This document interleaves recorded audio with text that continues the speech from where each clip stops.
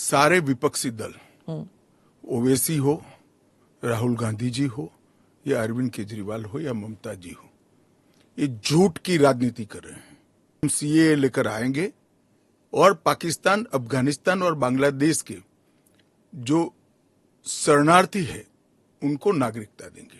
तुष्टीकरण की राजनीति कर अपीसमेंट की पॉलिटिक्स कर वोट बैंक को कंसोलिडेट करना चाहता है। करोड़ों शरणार्थियों को उनका अधिकार देने का मुद्दा है, उनकी वेदना से मुक्ति दिलाने का मुद्दा है और उनकी 3 पीढ़ी को न्याय देने का मुद्दा है, जो कांग्रेस पार्टी ने कभी नहीं दिया। सीए के लिए अभी लाने की क्या जरूरत थी? सारे जो विपक्ष के नेता हैं सब कह रहे हैं कि ये ठीक चुनाव के पहले नोटिफिकेशन लेके आए हैं। पहली बात तो सीए की जरूरत क्या थी और इसकी नोटिफिकेशन चुनाव के 2 या 3 महीने पहले? देखिए, मैं पहले टाइमिंग की बात करता हूं जी। सारे विपक्षी दल ओवैसी हो, राहुल गांधी जी हो या अरविंद केजरीवाल हो या ममता जी हो, ये झूठ की राजनीति कर रहे हैं। इसलिए टाइमिंग का महत्व नहीं है। भारतीय जनता पार्टी ने 2019 में अपने घोषणा पत्र में कहा है कि हम सीएए लेकर आएंगे और पाकिस्तान, अफगानिस्तान और बांग्लादेश के जो शरणार्थी है उनको नागरिकता देंगे। तो भारतीय जनता पार्टी का एजेंडा बहुत स्पष्ट है और वो एजेंडे के आधार पर हमें बहुमत मिला है। 2019 में ही ये बिल संसद के दोनों सदनों ने पार कर दिया। उसके बाद कोविड के कारण थोड़ा लेट हुआ। अब टाइमिंग का क्या महत्व है? सरकार ने अपनी विल चुने जाने से पहले अभिव्यक्त कर दी है। चुनने के बाद फर्स्ट प्रायोरिटी में पहले ही साल में दोनों सदनों से इस कानून को मान्यता मिल गई है। रूल्स फॉर्मेलिटी है। अब टाइमिंग का या पॉलिटिकल गेन या लॉस का सवाल नहीं है। अब विपक्ष तुष्टीकरण की राजनीति कर अपीसमेंट की पॉलिटिक्स कर वोट बैंक को कंसोलिडेट करना चाहता है। मैं उनको विनती करना चाहता हूं कि आप एक्सपोज हो चुके हो, ये मत करिए। पूरे देश की जनता जानती है कि सीएए इस देश का कानून है और ये 4 साल में मैं कम से कम 41 बार बोला हूं कि ये होगा, चुनाव के पहले होगा। अब क्या मतलब है टाइमिंग का सवाल करने का? तो इतने साल तो हुआ नहीं ना, 2019 के बाद अब हुआ है। स्मिता जी, मुझे एक बात बताइए, wheel of legislator, wheel of government bill से प्रकट होता है या रूल से प्रकट होता है? ऑब्वियसली बिल से। रूल व्यवस्था करता है, जो करने में पहले कोविड के कारण और बाकी सारे पॉलिटिकल इश्यूज के कारण लेट हुआ। मगर कब से नागरिकता मिलेगी? तो 2014 के पहले से। वो थंब रूल वहीं का वहीं है। आज क्या फर्क पड़ गया है बताइए? कोई फर्क नहीं पड़ा है। भारतीय जनता पार्टी को के लिए ये पॉलिटिकल गेन का मुद्दा नहीं है।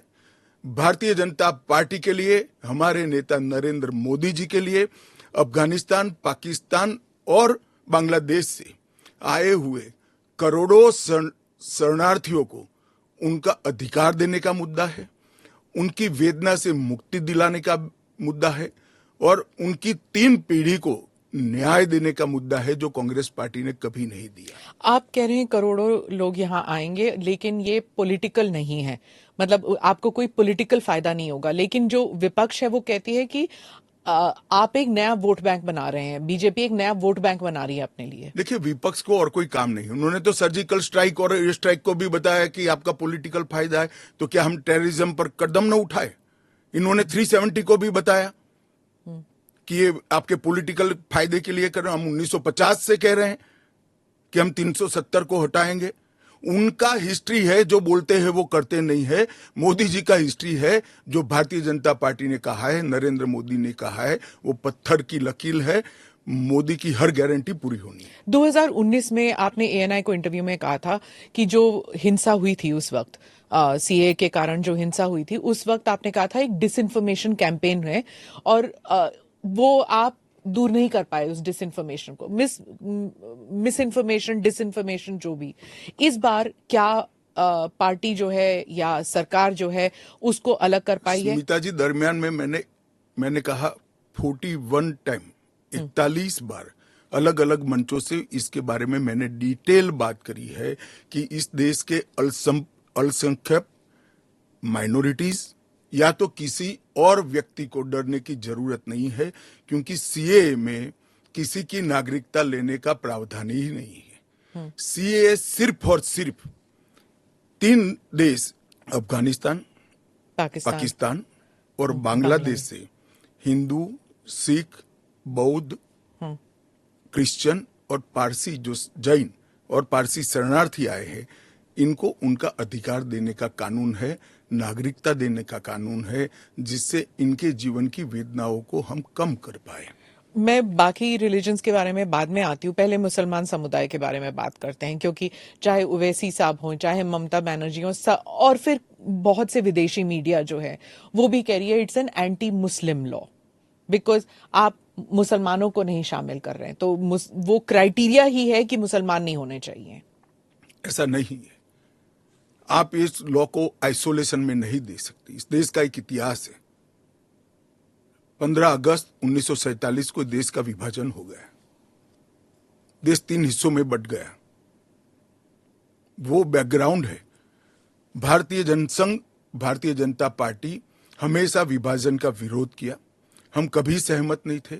इस देश का विभाजन धर्म के आधार पर होना ही नहीं चाहिए था, मगर उस वक्त किया गया। जब धर्म के आधार पर आप विभाजन करते हो और वहां जो अल्पसंख्यक है उन लोगों पर ढेर सारे अत्याचार हो, धर्म परिवर्तन कराया जाए, इनकी महिलाओं को अपमानित किया जाए, वो माँ बहन बेटी के लिए वो शरण में आए भारत की, तो क्या उसको यहां नागरिकता का अधिकार नहीं है?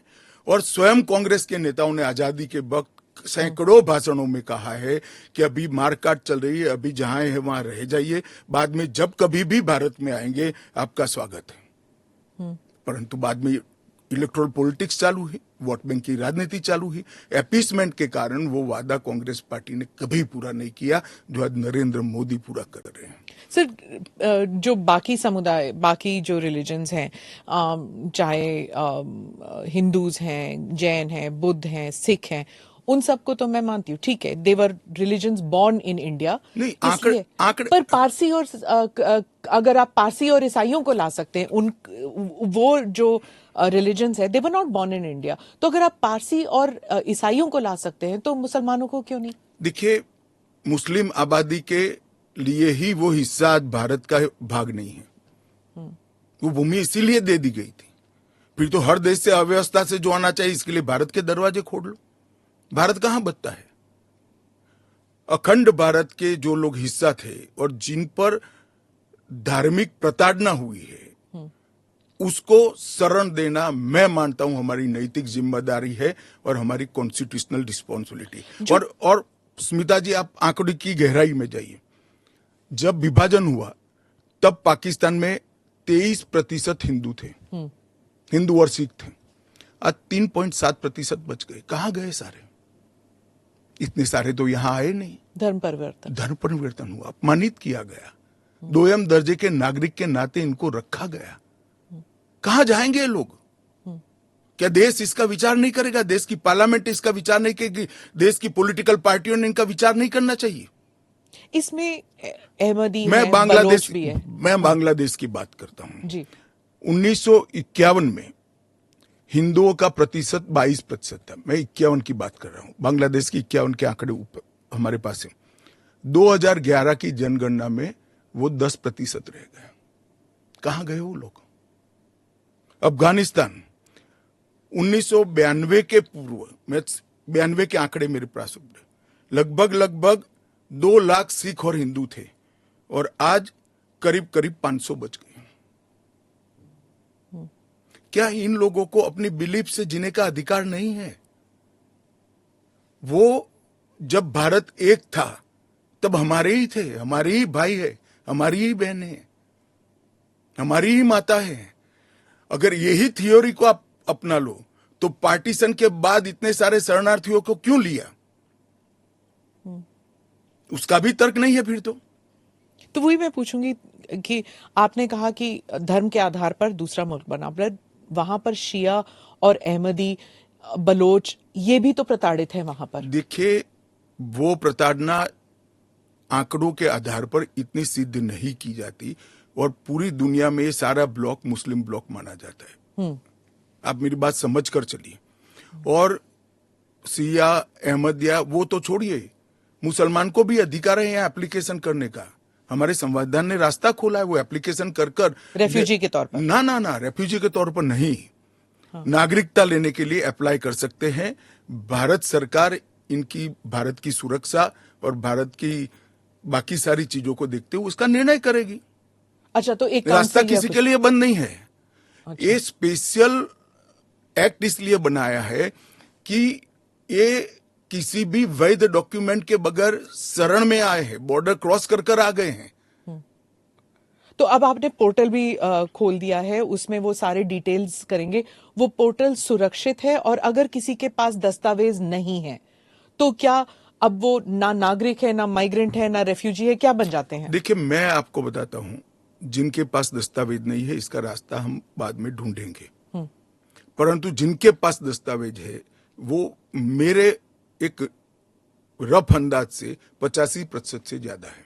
और कितनी देर लगेगी, क्योंकि उन्हें एक ओथ भी लेना पड़ेगा। हमने कोई उसमें- समय मर्यादा नहीं रखी है। अच्छा। आराम से सब लोग एप्लीकेशन करें। मैं सबको अपील करता हूं, आप आराम से करिए। ये एप्लीकेशन देश की सभी भाषाओं में है। आपकी भाषा में आप डाउनलोड कर सकते हो, एप्लीकेशन कर सकते हो, और आपकी समय की अनुकूलता से भारत सरकार आपको इंटरव्यू के लिए बुलाएगी और डॉक्यूमेंट की ऑडिट के लिए बुलाएगी। और वो फेस टू फेस इंटरव्यू होगा या फिर या फेस टू फेस होगा? Face to face? Original document लेकर आना पड़ेगा। और अगर वो सेकंड जनरेशन रेफ्यूजीज है, मतलब अगर उनके बच्चे हो गए हिंदुस्तान में, 15 अगस्त 1947 से लेकर 31 दिसंबर 2014 तक जो भी आए हैं वो और उनके बच्चों का भारत में स्वागत है। डिटेंशन कैंप के बारे में बताइए, इसके बारे में बहुत गलतफहमी आ रही है। ऐसा है, आप स्मिता जी इतनी जागरूक पत्रकार है, देश की जानी मानी पत्रकार है, आप भी स्वयं एक बार सीएए को पढ़ लेती, इसके रूल्स को पढ़ लेती, तो मालूम पड़ता इसमें कोई कैंप की प्रोविजन ही नहीं। जो इलीगल माइग्रेंट्स हैं, अगर उनके पास कोई दस्तावेज नहीं है, उन्हें वापस अपने देश भेजने से पहले उन्हें डिटेंशन कैंप में रखा जाता है। ये आपने डिटेंशन एरिया में, जेल में नहीं डाल सकते, ये आपने 2019 में मुझे समझाया था एक इंटरव्यू में। सीएए में डिटेंशन कैंप नहीं है। इसी को लेकर मैं सवाल पूछ रही हूं कि अगर सीएए के तहत वो लोग नहीं आते तो वो कहां जाएंगे, क्या होगा उनका? नहीं, उनकी व्यवस्था होगी ना। 100 लोगों का प्रॉब्लम है तो उसमें से 85 का तो अभी क्लियर हो रहा है, बाकी का आगे सोचेंगे। तो कितने लोग होंगे आपके हिसाब से? लाखों में, करोड़ों में, हजारों में, कैसे, कितने लोग हैं ये? देखिए, ढेर सारे लोग हैं, इसकी कोई गिनती नहीं है। वो जब एप्लीकेशन आएगी, और बहुत सारे लोग, ये जो मिस कैंपेन चल रहा है, अपप्रचार चल रहा है, इसके कारण शायद एप्लीकेशन करते हुए भी डरेंगे। मैं सबको आश्वस्त करना चाहता हूं, आप यहां पर अप्लाई कर दीजिए। नरेंद्र मोदी गवर्नमेंट पर भरोसा रखिए, आपको रिट्रोस्पेक्टिव इफेक्ट से सिटीजनशिप दी जाएगी। आपका अवैध तरीके से भारत में आना इस शरणार्थी के रूप में आपको स्वीकृति ये कानून दे रहा है। इसका कोई क्रिमिनल केस आप पर होगा नहीं, और आपकी भारत में की हुई सारी एक्टिविटी को भी वैधता प्रदान की जाएगी। क्या तो किसी को डरने की जरूरत नहीं है। उनके पास एक्स्ट्रा राइट्स होंगे या इक्वल राइट्स होंगे या कम राइट्स होंगे? इक्वल राइट होंगे, वो भारत के नागरिक माने जाएंगे। मेरा और आपके जितना ही अधिकार उनका होगा। एक और बात थी, वो एक तो गलतफहमी, अप्रचार कहिए या जो भी है, या कंफ्यूजन ही कहिए, कि असम में सीएए लागू होगा या नहीं होगा, और एनआरसी और सीएए ये इनका क्रॉसिंग है कि नहीं, इंटर देखिए, असम में जो एनआरसी की ऑर्डर हुए वो सुप्रीम कोर्ट ऑफ इंडिया की, इसका सीएए से कोई लेन देन नहीं है। आसाम नहीं, देश के हर हिस्से में सीएए लागू होगा। सिर्फ नॉर्थ ईस्ट के राज्य जहां पर 2 प्रकार के विशेषाधिकार उनको दिए गए हैं, वो विशेषाधिकार के तहत जो राज्य आते हैं उनको ही सीएए नहीं होगा। एक इनर लाइन परमिट का प्रोविजन है, और संविधान की 6ठी अनुसूची में शामिल जनजातीय क्षेत्र हैं। हाँ, वो जो सिक्स शेड्यूल जो सिक्स शेड्यूल में वो असम के कुछ जम्मू कश्मीर के कुछ इलाके, राजस्थान के कुछ इलाके, नहीं, हिमाचल के कुछ इलाके आते हैं उसमें। वहां हाँ, नहीं लागू होगा, बाकी सब जगह लागू हो जाएगा। पर लोग नहीं जानते ना, क्योंकि कुछ साल वो यहाँ है, कुछ साल, और जो ट्राइबल इलाके हैं उनका जो कॉम्पोजिशन है वो बदलेगा नहीं सीए की वजह से। जरा भी नहीं बदलेगा। हाँ। ट्राइबल कॉम्पोजिशन और उनके अधिकार को हम जरा भी डाइल्यूट नहीं कर रहे हैं। हाँ। हमने एक्ट में ही प्रोविजन कर दिया है कि जहां पर भी इनर लाइन परमिट है और जहां संविधान की 6ठी सूची में जो क्षेत्र शामिल किए गए हैं, इन पर वहां पर सीएए नहीं लागू होगा और वहां के एड्रेस वाला एप्लीकेशन भी ऐप में अपलोड ही नहीं होता है। तो लागू होने का सवाल ही नहीं आता है। और एक्ट में ही प्रोविजन है, मगर हमने एप्लीकेशन में भी वो एरिया को एक्सक्लूड कर दिया है। कोई अप्लाई करेगा भी वो वहां से तो नहीं, ऐप ही नहीं खुलेगा। पर वो कहीं और जाके अप्लाई कर सकता है तो ना? वो भारत के नागरिक तो बन ही सकते हैं। हाँ, अच्छा, ओके। वो संविधान की 6ठी अनुसूची में सुरक्षित क्षेत्रों के नागरिक नहीं बन सकते। इनर लाइन परमिट से सुरक्षित क्षेत्रों के नागरिक नहीं बन सकते। वो भारत के नागरिक बन ही सकते हैं। आपने कहा हर जगह लागू होगा। केरल, तमिलनाडु, पश्चिम बंगाल, इन तीनों राज्यों ने कहा है कि हम यहां पर लागू नहीं होने देंगे।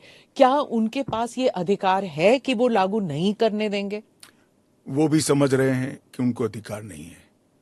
हमारे संविधान के अनुच्छेद 11 में संसद ने नागरिकता के बारे में कानून बनाने का अधिकार केवल और केवल भारत की संसद को दिया गया है।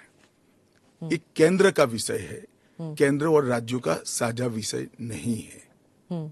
तो नागरिकता के बारे में कानून और कानून का इम्प्लीमेंटेशन, वो दोनों हमारे संविधान की 246/1 अनुच्छेद के माध्यम से इसको शेड्यूल 7 में डाला गया है, जो केंद्र की, इसकी तमाम शक्तियां केंद्र को दी गई है। पर जैसे वेरिफिकेशन वगैरह है, पूरा जो ग्राउंड पे तो चेकिंग होगी ना, वो सब तो स्टेट गवर्नमेंट ही करेंगे। क्या वेरीफाई करना है? सिर्फ पोर्टल के थ्रू? वो तो इंटरव्यू में लेकर आएंगे कि मैं बांग्लादेश से आया हूं, देखिए मेरा पुराना डॉक्यूमेंट है। और वो राज्य में नहीं होगा इंटरव्यू? इंटरव्यू राज्य में भी हो सकता है, भारत सरकार करेगी। तो कोऑपरेशन की जरूरत नहीं है, क्योंकि ये करना ही होगा। मैं मानता हूं चुनाव के बाद सब कोऑपरेट करेंगे। ये पॉलिटिक्स के लिए गलत प्रचार कर रहे हैं, अपीसमेंट की पॉलिटिक्स। और क्या यहाँ मतलब बांग्लादेश, अफगानिस्तान, पाकिस्तान के जो शरणार्थी हैं, क्या वो तमिलनाडु में गए हैं? वहां पर मतलब स्टालिन इसको इतना बड़ा भाई, मैं इशू कोई बना पॉसिबिलिटी छोड़ना नहीं चाहता। हाँ। एक भी है तो उसको नागरिकता देंगे। अमित भाई, वो आपका एक वो इंटरव्यू बार बार लूप पे चल रहा है हर जगह कि क्रोनोलॉजी समझिए, सीए के बाद एनआरसी आएगा। देखिए, ऐसा है स्मिता जी, सीए का कानून अभी चर्चा पर है। एक, इसमें एनआरसी का कोई प्रोविजन नहीं है। 2, इसमें किसी की नागरिकता छीनने का कोई प्रोविजन नहीं है। 3, अगर विपक्ष को ये चाहिए कि उनसे चर्चा हो, तो कोई भी कानून करने से पहले और बाद में संसद में चर्चा होती ही है। तो दोनों को मिक्सअप कर आप क्या लेना चाहते हो? अभी सिर्फ सीए चर्चा में है।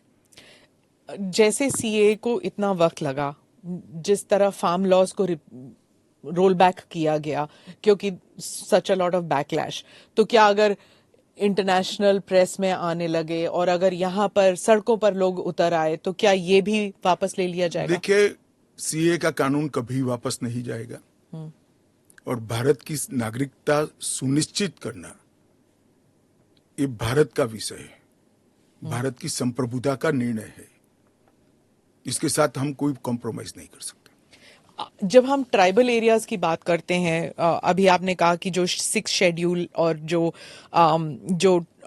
काउंसिल्स, ट्राइबल काउंसिल्स का एरिया था, वहां पर ये ऑटोनोमस काउंसिल्स जहां पर हैं वहां पर नहीं होगा, लागू नहीं होगा।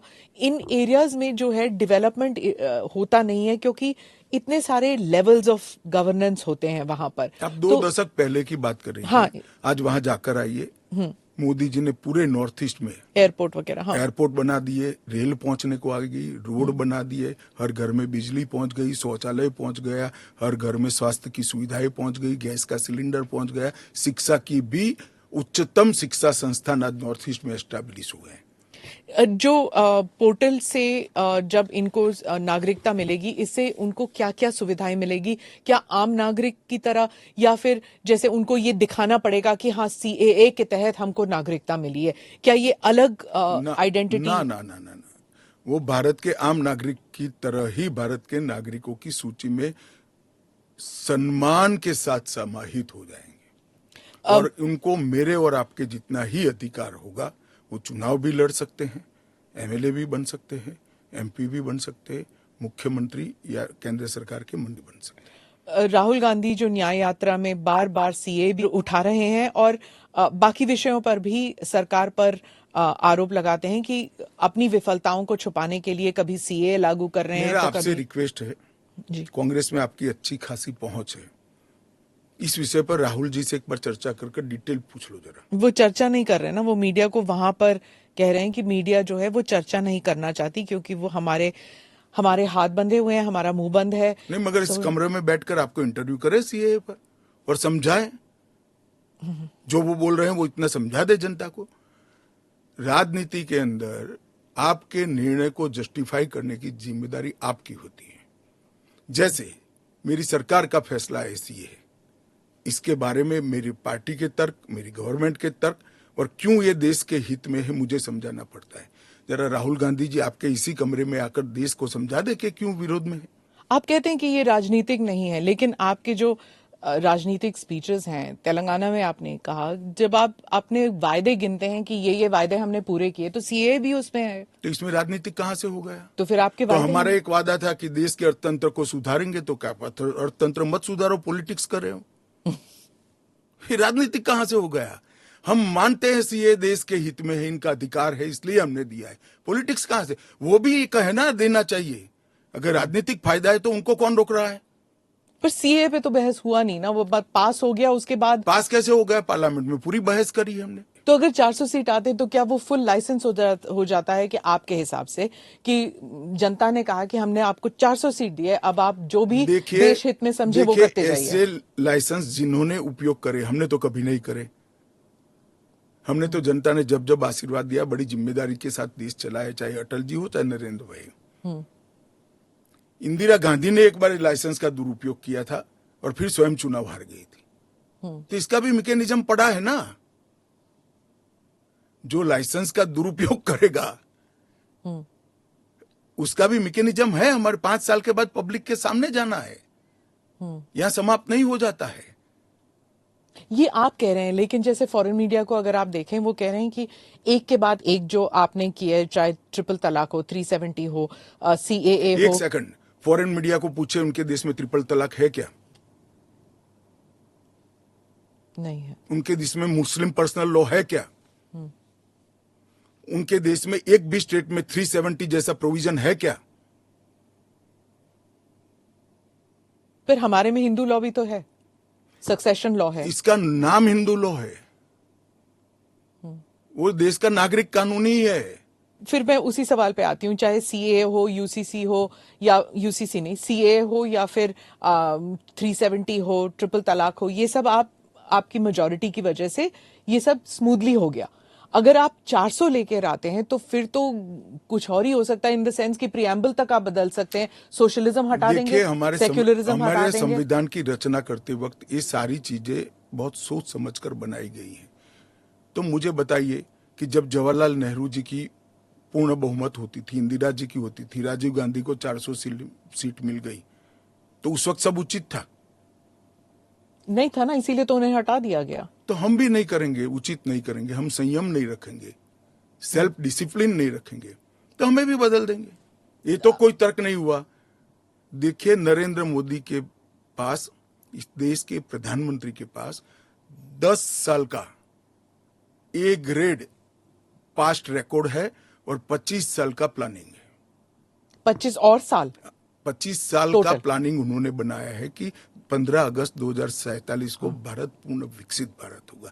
और उन्होंने पहली बार सरकार की मदद से नहीं, देश के 130 करोड़ लोगों को आह्वान लेकर संकल्प करा है कि सभी लोग जुटे और ये 25 साल भारत को महान बनाने के 25 साल है।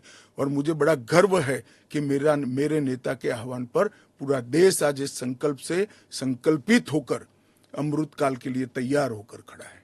इसके साथ साथ इस देश में गुड गवर्नेंस, इस देश के अर्थतंत्र को दुनिया के प्रमुख अर्थतंत्रों में शुमार करना, दुनिया भर के टेक्नोलॉजी और R&D के लिए एक प्लेटफॉर्म बनाना, भारत को मैन्युफैक्चरिंग का हब बनाना, भारत को हर क्षेत्र में आत्मनिर्भर बनाना, इस देश की शिक्षा व्यवस्था को दुनिया के साथ और दुनिया से आगे ले जाने का प्रयास करना, ये सारी चीजें हमने करी है और ये भी हमारा एजेंडा है।